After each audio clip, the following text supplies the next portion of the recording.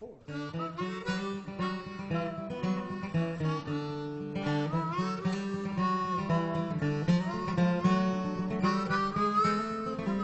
Happy New Year and welcome to the first edition of W&L Sports Weekly for 2010.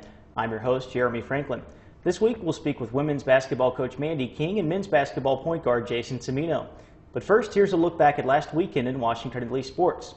The women's basketball team has built up a 3-game winning streak in ODAC play. W&L won 72-52 at Lynchburg on Friday behind 17 points from sophomore Becca Bolton and 15 from junior Felice Herman. All 11 Generals then scored in an 85-48 win over Randolph in Lexington on Saturday. And on Tuesday, Washington Lee handed conference co-leaders Eastern Mennonite a 66-46 loss at the Warner Center, with sophomore Meg Ingram scoring 13 points to lead 4 Generals in double figures. In men's basketball, Washington Lee fell 69-64 to 12th-ranked Virginia Wesleyan at home on Saturday. The Generals led by 7 points at halftime, but the Marlins shot 52% from the field in the second half and got 27 points from Stephen Fields to pull out the come-from-behind win.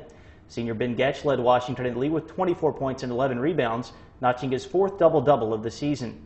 And the wrestling team dropped 3 matches at the W&L Quad Meet on Saturday. The Generals lost 21-17 to Centennial Conference foe Gettysburg, 31-13 to Penn State Du Bois, and 42-6 to Washington and Jefferson. Sophomore Sam Campbell went 3-0 on the day, while classmates Ben Ursing and David Dennis each finished 2-1.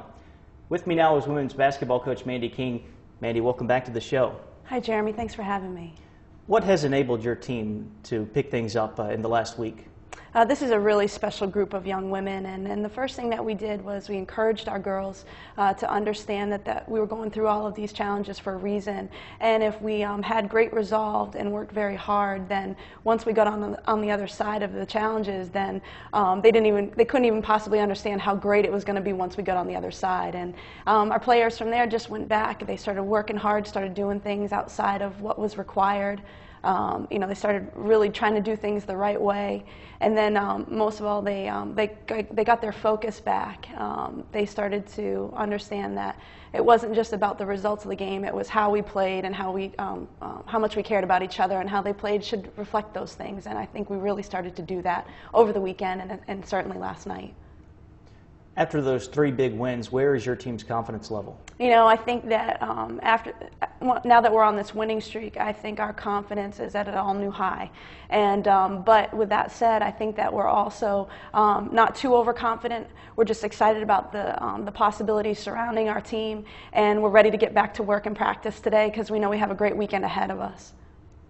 Going back to that Eastern Mennonite game, your team was up 17 in the first half. The Royals cut it to 6 early in the second half, and then all of a sudden Washington Lee's up by 30. I think a big part of that is the non-conference schedule that you played, the toughness of those opponents. How does that help you in that kind of game? Oh, absolutely. We have a young team, but they have great experience. And one thing that helps us with is that they understand that during the non-conference, we are going to play some of the best teams in the country so that we can be playing at a high level all year long. And our kids really understand that those types of challenges in the non-conference schedule will absolutely bring out the best in us, and it will also show us what our weaknesses are. And last night, there weren't any defenses that EMU showed that we hadn't seen before. There wasn't a moment in that game that we hadn't been there before, and we knew exactly how to handle it. And I'm just really excited about the way that we played. What will the Generals need to do to keep things going as you travel to Roanoke and Bridgewater this weekend? The first thing that we're going to need to do is continue to stay balanced on the offensive end and take care of the basketball. People think that they just need to stop 1 or 2 of our offensive players, but we know that all 5 of our guys on the floor at any time are a great offensive threat, and so we need to stay balanced. The next thing that we're going to do is we're going to have to defend with a great sense of urgency and do it as a team. And then, of course, just own the glass. That's something that we've been able to do night in and night out, and it's really controlled the tempo of the game, and it's allowed us to have great confidence in all aspects of the game because we were able to rebound the ball so well. Well, Mandy, thank you for joining us, and we wish you best of luck this weekend. Thanks so much for having me, Jeremy. Joined now by Jason Cimino, junior men's basketball guard from Branchburg, New Jersey. Jason, welcome to the show. Thank you. Thanks for having me. Washington Lee started out the season 8-2. Did you expect such a quick start with a young roster in 2009-2010? Well, we have a very, very young roster with, I think, 10 first years. And The thing is, with a young team, you expect to hit some road bumps at the beginning, and we hit a few, and we were still winning. So, yeah, I could say we expected that. We have, 2 senior leaders who are great players, and a bunch of good role players, solid role players, and then the freshmen who are playing hard and trying their hardest. And like I said, when you hit these speed bumps, some teams struggle, and we didn't. We got through them, and the key is learning from them. And I think that's what we're getting better at as the season progresses. And we've hit a couple speed bumps recently again, and now it's getting better now. Those speed bumps, a couple of losses to nationally ranked teams here at the Warner Center. How do you bounce back from the EMU and Virginia Wesleyan games? The key is learning from your mistakes and the things that happened. The 2 losses early in the season were a product, I think, of rough practices and bad practices. And then now these 2 losses against the nationally ranked teams, the first loss taught us that it doesn't matter how good we think we are. We need to show up every night and give everything we have. And the second loss against Virginia Wesleyan, I think, really taught us that even if you do play well, you can still lose. And it showed that there's really 5 to 6 plays in the course of a game that you need to succeed on. And I think we were a few plays away in that Virginia Wesleyan game.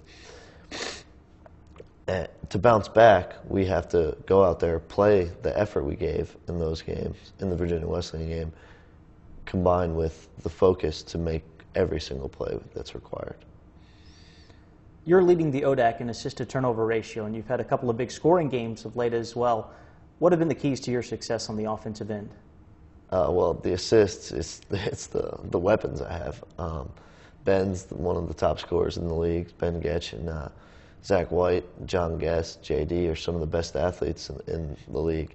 So if we get out in transition, I can just give it to them, and they'll do most of the work for my assists.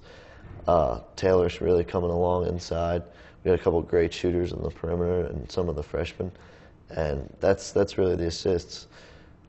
Scoring, when they key in on the other people and I'm open, it's my job to knock down the open shots, and that's what I'm going to do. You're starting a 5-game road trip this weekend when you go down to Roanoke. How will the Generals be able to withstand the pressures that come from playing away from home? It's another big test for us. It comes along with learning how to win. It's learning how to win on the road, and it's tougher. Some of the crowds will get hostile. I know going to Roanoke is going to be a different experience for some of the younger guys this year, and it's going to be fun. It's going to be a test. It's going to be a test of our will as a team and our cohesiveness as a team. And I think the harder we play, and if we learn from the things that have happened to us in these recent home games during this home stretch, I think we'll come out on top. Well, Jason, thank you for joining us. Good luck the rest of the way. Thank you. Thanks for having me again.